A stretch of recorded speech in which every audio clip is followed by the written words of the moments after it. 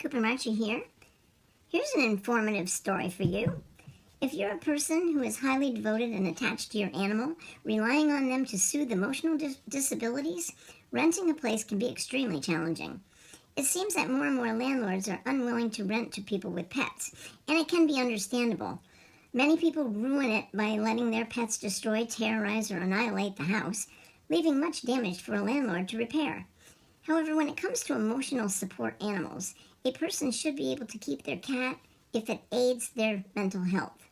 Luckily, for those who have cause for having an emotional support animal, including a cat, landlords are not allowed to refuse, even if they have a no-pet policy. If you have proper documentation, the landlord has to accommodate the request. This goes for emotional support dogs as well. Naturally, there are exceptions to this rule. But the Fair Housing Act applies to nearly any rental property in the United States, including private landlords. If a person has any kind of disability, this law makes it impossible for the landlord to deny the request. If your doctor believes that you would benefit from having an emotional support animal, they will write you a letter of recommendation. This letter will count as a legally binding document. You don't need to get any special approval or certified letter, although options are available if you choose to do so. The quickest, cheapest, and most hassle-free way is to get a letter directly from your doctor. If your doctor thinks that you need an emotional support animal, they will make the suggestion and a landlord cannot dispute it.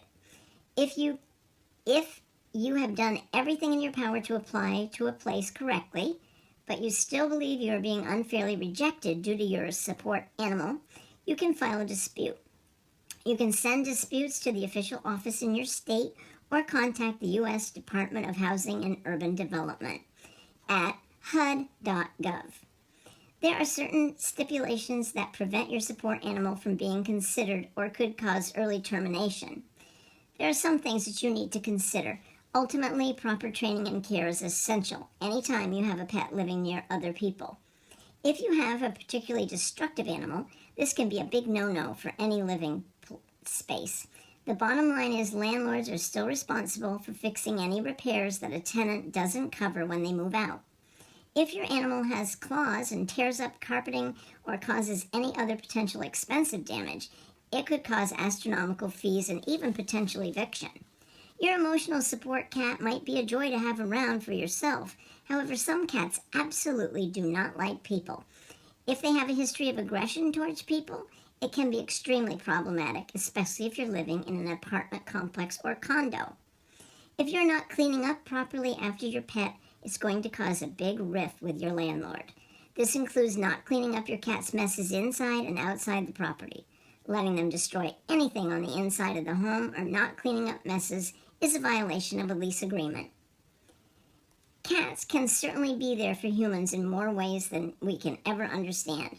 No landlord should be able to tell someone they can't have their best friend unless it directly impacts the overall integrity of the property or poses a threat to other tenants.